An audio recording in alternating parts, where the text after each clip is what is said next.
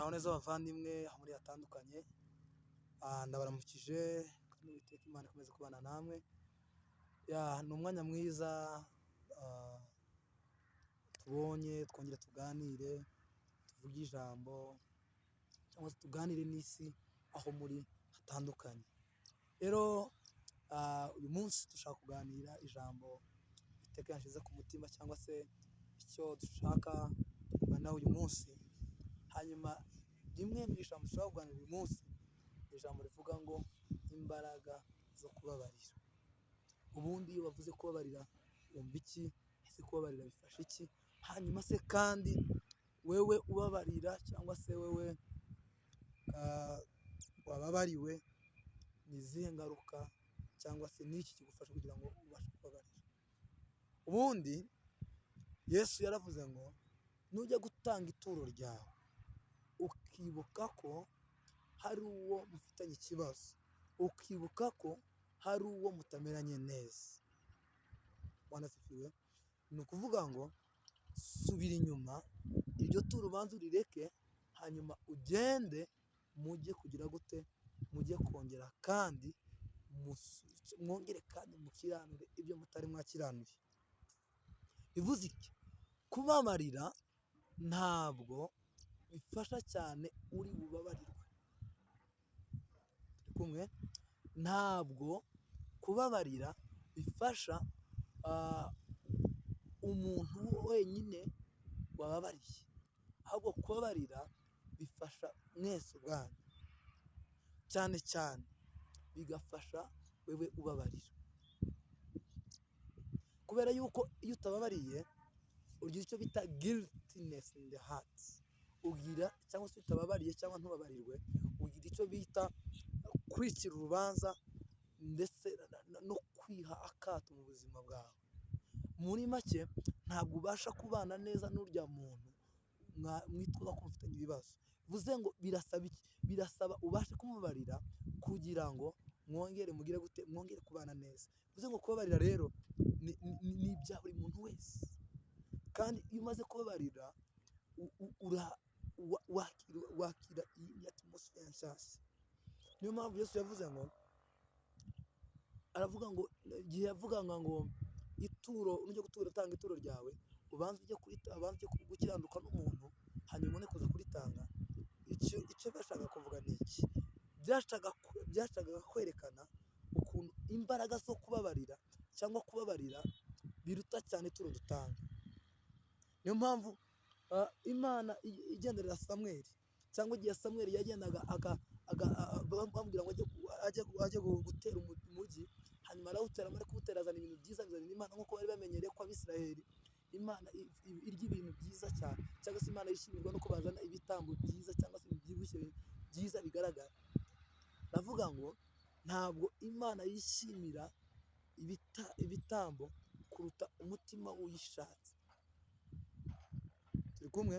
Ni ukuvuga ngo ibitambo dutamba cyangwa se amaturo dutanga nta gaciro afite cyane kuruta icyo twita umutima wacu kwitanga imbere y'Imana. Bivuze iki? Urukundo cyangwa icyo twita love iba expressed n'ibyo dukora, cyangwa se igaragazwa n'ibyo dukora. Hanyuma ibyo dukora rero mu gihe bigaragajwe n'urukundo, hatarimo kubabarira, biba bibaye impfabusa. Wanasifiwe. Bivuze ngo love cyangwa se ibikorwa byacu ni outcome ya love, cyangwa se ni outcome y'urukundo. Bivuze ngo dukeneye cyane kugira umutima ubabarira, kubera ko imbabazi ubwazo cyangwa se forgiveness ubwazo zilidinga cyangwa se zituma habaho icyo twita ngo ni reconciliation, haza icyo twita ubwiyunge. Ni ukuvuga ngo ubwiyunge ntibwaboneka mu gihe hatariho forgiveness. Hari itandukaniro rya forgiveness cyangwa se kubabarira na amnesty. Amnesty ni ukuvuga ngo utanga imbabazi k'uzikeneye n'utazisabye wese akazihabwa. Hanyuma icyo twita forgiveness ni ukubabarira n'utagusabye n'imbabazi, hanyuma ukabasha kumwikuraho mu mutima. Hanyuma muri make ukareka kumugendana mu mutima muri wowe. Bivuze iki? Nta muntu wakwifuriza uwamubabaje cyangwa se umuntu ugendana mu mutima ibyiza. Bivuze ngo isaha n'isaha ushobora no kutamwifuriza ibyiza, ariko kandi umugendana mu mutima wumva ko nta cyiza yakugirira, ukiyibagiza ko Satani ubwiwe yitiza umutima w'umuntu kugira ngo abashe kuguhatinga. Mana zifiwe. Bivuze ngo biragoranye cyane,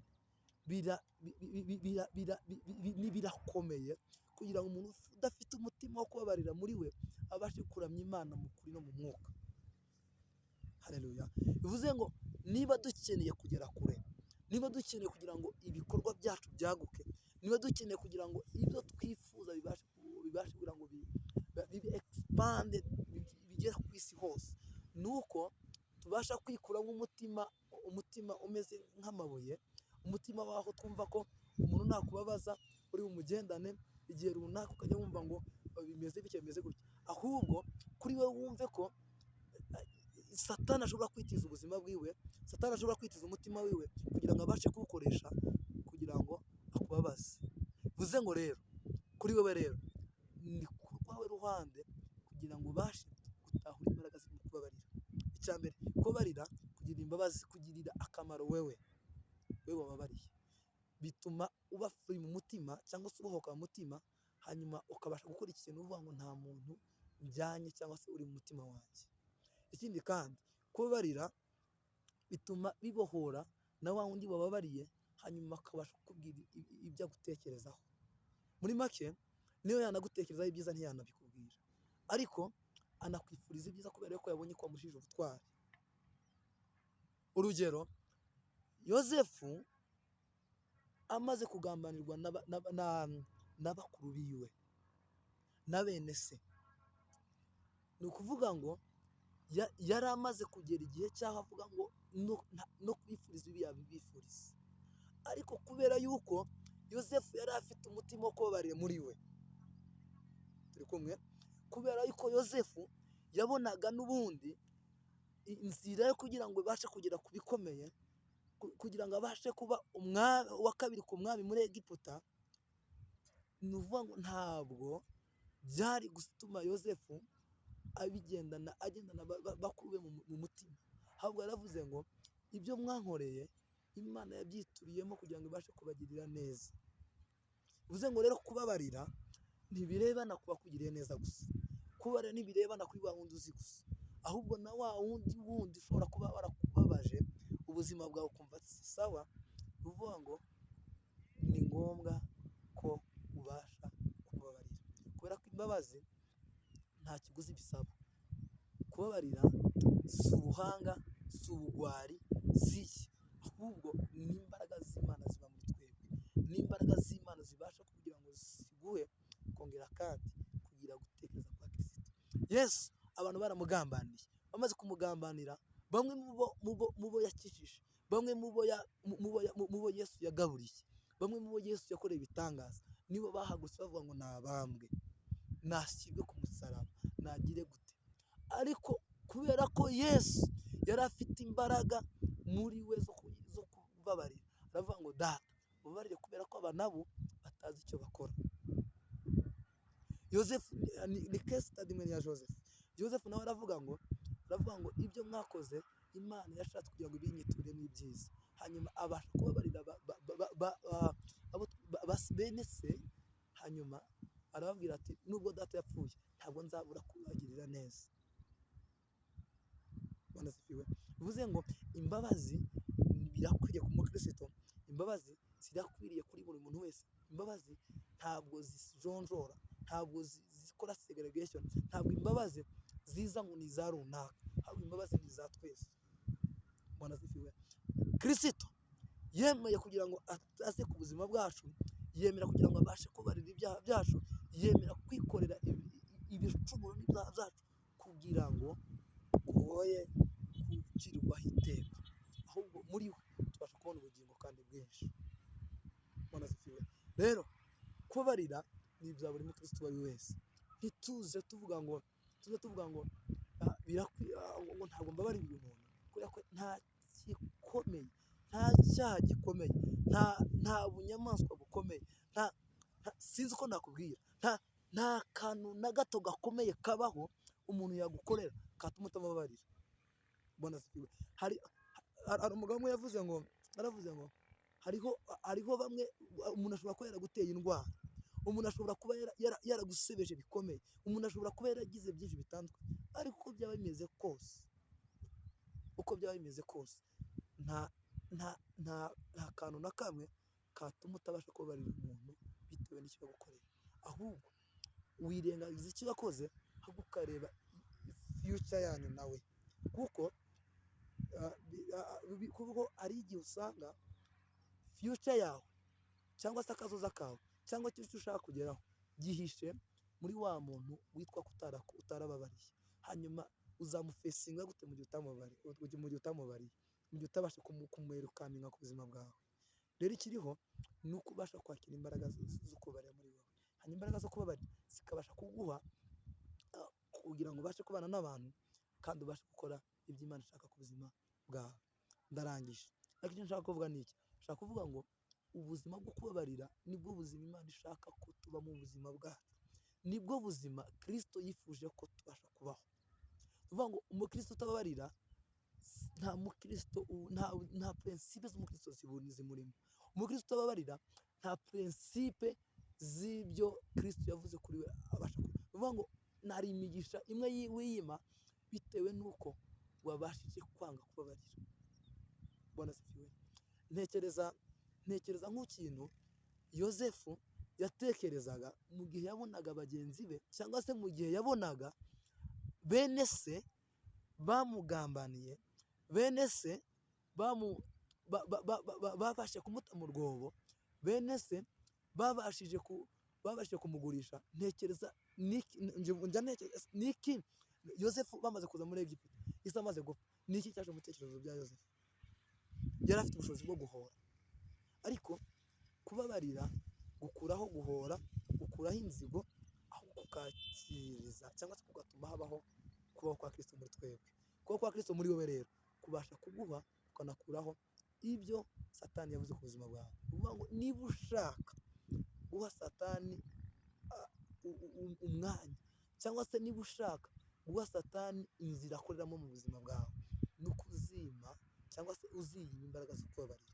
Mu gihe rero uziyima imbaraga zo kubabarira, uzaba uhaye Satani uburenganzira n'ububasha ku buzima bwawe, akomeza gukoresha uko ashaka, kandi gukoresha uko ashaka ni ukuvuga ngo uzaba ubaye imbata y'icyaha cyose, kuko kubabarira kwihishemo kugira nabi, gutekereza kubi. Kandi wibuke ko birivuga ngo dufite gutekereza kwa Kristo muri twebwe. Gutekereza kwa Kristo muri twebwe ni kurimo kutababarira, ni kurimo gutekereza bibi, ni kurimo ibiki, ahubwo kurimo gutekereza byiza kandi biboneye ku buzima bwacu. Bavandimwe, ndangiza ndagira ngo nkubwire iri jambo, uriya nta kintu gikomeye cyane, nta n'abantu bageze kure cyane babaho batarabashije kugira imbuto yo kubabarira muri bo. Hari uwagusebeje mu buzima bwawe, hari uwatumye ubuzima bwawe butabasha kugera kure, cyangwa se hari uwakugambaniye ubuzima kugeraho wumva ko umwanzi.